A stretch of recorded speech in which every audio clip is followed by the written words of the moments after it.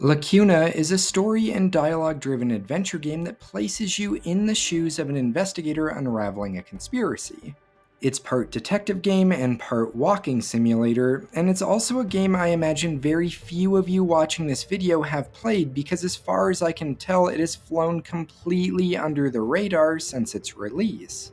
It does some things extraordinarily well considering the developers, Digital Interactive, appear to be just a 7-person team, and while it does suffer from several of the same problems that plague other games in this genre, overall, as a game, it impressed me. Lacuna spends much of its runtime engaging players with investigations, crime scene scenarios, witness interrogations, and reading relevant case materials, all of which provide clues for solving the short-term cases in front of the main character, but also often have implications for the larger overarching story occurring in the background. I should say, because I know some people are sensitive to this sort of thing, that I'm only showing footage from the first 2 crime scenes during this review portion of the video, just so you're aware. The way you move through these investigations is similar to Detroit Become Human. Your character Neil has augmentation that highlights points of interest in the environment, giving players most of the clues easily but requiring that players draw the connections about how they are related themselves. This system does a good job balancing being approachable but still not being overly easy. One of the crime scenes in particular, I was quite sure I reported wrong after thinking about it a bit more and was later surprised when I realized I had in fact analyzed it correctly. These sorts of moments were initially some of my favorite from Lacuna. If you're a fan of detective or mystery games, your ears might have perked up there when I mentioned potentially reporting something wrong. Lacuna's investigations require that players submit reports in order to move ahead. So for example, your first report has only one factor, determining where a sniper shot came from. After examining the scene, you will have to select the correct option from a series of options. While not perfect, it does largely stop you from being able to brute force your way through the investigations, especially later on where each report can have multiple factors you're providing answers for. Unfortunately, this system isn't quite utilized as well as it could be, but I'll return to that later on in this video. I mentioned Detroit Become Human earlier, and I want to use it as a point of reference again because Lacuna reminds me of both the best and worst parts of that game. Lacuna seems to be clearly inspired by the Connor sequences from Detroit, which is good because those were the most compelling parts of that game in my opinion. Even the character you play as looks like he could be a pixelized version of Connor. Both games frequently force players to make quick decisions about complex scenarios as part of the narrative, and making those decisions correctly is determined by a combination of information the player has collected as well as their ability to think about what that information means. The similarities also carry over into the gameplay mechanics as well. Players can only control movement, the interactions with the environment, and the dialogue, but never the character physically during action sequences such as shootouts. Even the dialogue system is similar, as it gives players a limited time window to decide what they are going to say, or in some situations, their actions. These are all the parts that make Lacuna a success. I'll discuss the negatives here in a bit, but I want to say that as a game, I feel confident recommending Lacuna to anyone who enjoys detective, mystery, or classic adventure games. I also think anyone that enjoys seeing a small indie developer punch above its weight will find a lot to like here. The game succeeds in making its case investigations almost the equal to what you find in Detroit Become Human or LA Noire, despite having but a fraction of the developmental resources that those 2 games had. It is a tad too easy at times, has some cringy dialogue, and isn't always as successful as it probably could be, but like I said a few moments ago, I think there's a lot to like here. Now, as a product, however, I'm not quite so forward with recommending Lacuna, namely because of its price. It's expensive, far too expensive for what you're getting. Lacuna is $20 US, and I think that is about $5 to $7 too high. My first playthrough of the game, where I knew nothing, took me just under 6 hours to complete, and that included a significant amount of time rereading in-game documents and conversation logs, as well as mapping out timelines of events on real physical paper. This isn't to say that specifically the length of the game is the issue here, rather that once you've beaten it, there's not much enjoyment to be had in a second playthrough, at least for me there wasn't. While the investigations are great and the story is interesting, they only worked the first time because afterwards I knew what to expect and what my answers were. This has more to do with the nature of detective-style games than what Digital Interactive have built here, although some of the design decisions that they've made certainly don't help with replayability either. I want to get into this a bit deeper, but I consider this now moving more into the critique side of things for this video, so if you're looking for a takeaway from the review portion, because perhaps the game has piqued your interest but you're still unsure, it would be this. Lacuna is just an okay game for $20, a good game for $15, and a great one for $12. That might seem ridiculous that just $8 would make that big of a difference, but it's really how I feel. I would recommend it to anyone at that price, but only the most diehard fans of the genre at its current one. There will now be more substantial spoilers moving forward. Let's start with the largest of Lacuna's problems first, since not only does it influence the rest of the issues, but it's also one that we've already touched on in the review portion of the video: its replayability. I don't want to give the impression I think all indie games or games in general need endless replayability or they aren't worth your time, but there has to be some sort of value exchange. Without getting too deep into the possible value propositions that developers can offer, many indie developers often have to laser focus on one type of experience because of the various limitations on the team. I obviously haven't played every indie game, but from my experience, many developers attempt to offer that value through one of two avenues. The first is by creating something with heavy replayability that players get their money's worth through sheer hours played. The replayability could come from procedurally generated dungeons or worlds, high difficulty, a fun gameplay loop, or in many cases, a combination of these. This is just a quick list, by the way, and not meant to be all-encompassing. If a game isn't going to offer replayability, which is fine and maybe even preferable in my case, there should still be an expectation that it offer an experience that is in line with its cost. This brings us to the second avenue for achieving that value, which is by telling a compelling narrative or having a unique game experience. Telling a complete story is easy enough to understand, but I want to give an example of what I mean by unique game experience. I would classify this as something like Tunic, where the game is less about the overall narrative and more about the experience of discovery and in particular using the in-game manual. The game is one large puzzle that you're deciphering as you go. Journey would be another good example of this, as its experience is about the journey you go on over its runtime as opposed to the story. Both of these games can certainly be replayed, but don't give the same experience they did the first time. They benefit from replays that take place months or even years later when some of the details of the experience have been forgotten. So how does all of this relate back to Lacuna? Well, it probably seems pretty obvious at first that Lacuna would fit squarely into that second category, the narrative unique experience one. We'll return to the details of the story in a bit, but Lacuna also makes an attempt at providing some form of replayability, and it does this by offering several different endings for players to experience.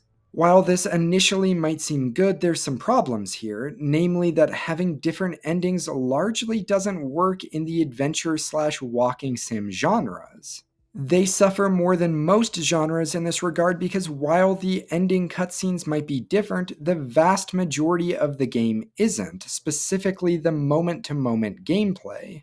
Playing a game like Dishonored multiple times to see different endings can work because there's enough ways of making the gameplay different between those playthroughs. This isn't the case with Lacuna, and that's not specifically a fault of the developers, but rather a fault of the genre. I think even calling it a fault here could give the wrong idea. Adventure games typically involve a lot of reading and walking, which is good in a first playthrough. It's the unique experience that they are built to offer. However, on repeat playthroughs, this breaks down for two reasons. First, because the vast majority of the experience is now already known. Most adventure games, even high budget ones, don't feature many completely divergent paths, instead having them briefly branch out before converging again shortly after. So after one playthrough, you've likely seen most of the game. This at a glance makes sense because as a developer, you likely don't want to make content that only a small portion of your audience will see. I'd argue that knowing there were more meaningfully different branching sequences would actually make me more likely to engage in multiple playthroughs, but I also recognize the time and money that would involve. This ties into the second reason, which is that now having played most of the experience, it makes the slow walking, dialogue heavy, and clicking on objects in the environment gameplay feel incredibly tedious during the subsequent playthroughs.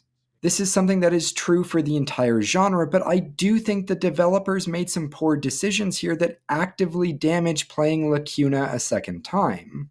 The game features what I consider to be almost an inexcusable amount of time wasting. The main character is shuttled between city locations by a train system, but everywhere within a district, he walks on foot. Every level will start with players exiting the train, walking to their destination, completing their objective, and then walking back to the train. Over and over again. The exception is when you start in your apartment and must first walk to the train station as an added first step. The main character Neil's monologues throughout the game are unskippable. The cutscenes are unskippable. The dialogue is mostly the same even when giving different responses. The game features 8 different endings, but then no way of selecting a chapter to start at, so you will be seeing the same dialogue and crime scenes over and over. This is particularly frustrating given that 3 of the choices that determine the ending are made in the final 30 minutes of the game. You can't make deliberate checkpoint saves yourself either, because the game exclusively utilizes an autosave feature in order to lock you into your choices. These decisions all add up to make it inconvenient to replay Lacuna even if you wanted to, and I think it's important for me to address that word there, want, because like with Detroit Become Human, it is hard for me personally to even want to play through games like this a second time. The ending I get on my first run is my ending, and I often get attached to it. For some people, there might be value in playing the game 8 times to see each ending, and while the criticisms I went over still apply, they might not be deal breakers for diehard fans of the genre. For many players, however, I would guess that this will be something you play once, and so in that case, does Lacuna succeed in using its time to tell a compelling story? Yes and no. The story is good, not great, playing it safe and by the books for what you'd expect from a detective noir story. It works, but also nothing about it feels truly unique, and as such, nothing about its narrative is likely to stick with you after you put the game down. As I read this back, it sounds quite damning, so I think it's important to equally stress that Lacuna does have an interesting plot. You play as Neil Conrad, a member of CDI, or Central Department of Investigation, and through an initial investigation into the assassination of a foreign minister, you are dragged into a much larger and much darker plot revolving around the mysterious historical interactions of 2 planets. The game is divided into 3 acts, each focused on some larger threat. So Act 1, you are trying to catch the sniper who killed that foreign minister. Act 2, you are tracking down a domestic terrorist organization called the Liberators who have threatened bombings throughout the city. And the third act ties all of this together into that larger conspiracy. How are all of these things connected? Why is it happening now? And who is pulling the strings? This all sounds pretty interesting, right? And it is. The narrative leads you through many crime scenes, interrogations, witness interviews, or some combination of these. This is the meat of Lacuna and what gives it the most value. Collecting the pieces of evidence and gathering information from the witnesses are typically easy, but it's the feeling of piecing them together that the game nails. I'd like to go through one of the crime scenes here in greater detail to fully illustrate this. As I mentioned, the first act is centered on trying to catch the sniper who assassinated an important foreign minister. At this point, you've determined which nearby building the sniper shot came from and are sent there to gather further information. The Sakura hotel scene is composed of two parts: investigating the upstairs room where the shot came from and interviewing the employees in the lobby. The upstairs room rented to a Mr. Diaz gives you several pieces of evidence, including that the suspect likely has an injury on their arm from cutting the window hole for the rifle. Additionally, from a neighbor, you can gather some timestamps for the events that occurred earlier in the evening. Back downstairs in the lobby, there are several witnesses to interview: the receptionist, a pianist, a bartender, and a guard for the carport, as well as a security log of times that vehicles entered that carport. Neil has two open case reports at this point in the game. The first is identification information for the suspect, Mr. Diaz, so his hair color, or beard color, or style, or anything that he might be carrying or have with him. The information about the cut on his arm falls into that last category, for example. The second report is determining who helped Diaz escape from the hotel by turning off the security system in the carport. This has to be one of the 4 individuals you interview in the lobby. After speaking with each of the witnesses, you in theory have all the information needed to fill out the first report. He should have a cut on his arm as apparent from the evidence in the room, and the pianist informs you that Mr. Diaz has both red hair and a beard. However, you have to gauge if you think the musician is being truthful or not. If he's your suspect for helping Diaz escape, then he is likely lying. The second report is the more thought-provoking of the two, though. It utilizes both statements from the witnesses in combination with the security log for the carport. It requires that players make the connection between the last time listed on the log, i.e. when it would have been turned off, and who was out in the carport. This was completely lost on me the first time playing, and so I reported the wrong individual as the accomplice. Now, this naturally leads us into the game's other problem. Lacuna is good at making you feel like a detective during investigations, but conversely is afraid of letting you fail like one. The game won't let you fail and almost immediately course corrects for you if you submit the report wrong. To see an example, let's continue with the part of the game we were just looking at. The culprit who helps Mr. Diaz escape is the bartender, and after being confronted, she reveals that he rode off in a white van. In an extreme contrivance, one of the other investigators, Saito, explains that a vehicle matching that vague description has been seen in the lower canal of the city. Neil travels to the district, finding the abandoned white van, interacts with a pair of individuals in the area, as well as an AI in charge of the harbor, all to learn that Diaz stole a boat while briefly in the canal. Saito scans for the boat, but by chance instead gets a hit on Diaz's personal ID chip, resulting in Neil rushing now to the nearby residential and harbor area to hopefully find him. Once there, you gather more clues on the assassin and their partner, you rescue a sex worker, and discover the stolen boat at the harbor, which leads to more clues about the identification information for Diaz. Now, let's rewind. If you wrongly report who assisted in the escape, then you don't get the clue about the white van, and instead Saito, right then and there in the lobby, course corrects for you, saying that he got a hit on Diaz's personal ID chip, which still leads Neil to the same residential and harbor area. Once there, you go through the exact same steps. However, Saito again calls and informs you that you should check the harbor because he's pieced it together about the boat. Both situations lead to the same outcome, the branching paths that quickly come back together. However, what makes this bad is that getting the correct answer doesn't offer any sort of reward outside of the 15-minute excursion. It leads to nothing. No extra clues, no extra story, no extra secrets. It doesn't make any further difference in the future of the case either. Nothing. This even further damages the replayability of the game because if it's just going to railroad me into the correct path, then I'm going to see the majority of what the game has to offer anyways. The value of Lacuna's story is going to be subjective. However, for me, and I would guess many others, it's not quite good enough for its relatively high price. The game touches on domestic extremism, anti-police views, religion versus science, yet it doesn't really have much to say about any of these topics. The closest it comes is with a decision late in the game about whether to give a journalist a flash drive with incriminating government documents on it. This was excellent and actually a difficult choice.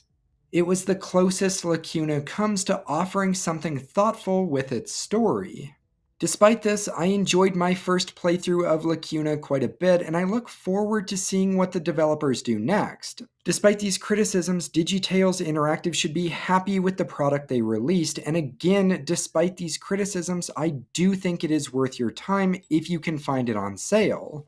It's apparent that a large amount of love and care went into this project. From the fantastic pixel artwork, to the moody synth soundtrack, to the lone voice acting for the player's character, Neil Conrad. Despite being irritated in subsequent playthroughs that you can't skip his monologues, I greatly enjoyed them during that initial run, and they're one of the things that I will remember most about Lacuna. You may be asking yourself how I remained functional throughout all of this. How I didn't just collapse under the pressure and the looming prospect of losing my daughter forever. I think the truth is that over the years, I had gotten really good at tuning out the voice that always tormented me, that had always told me horrible shit.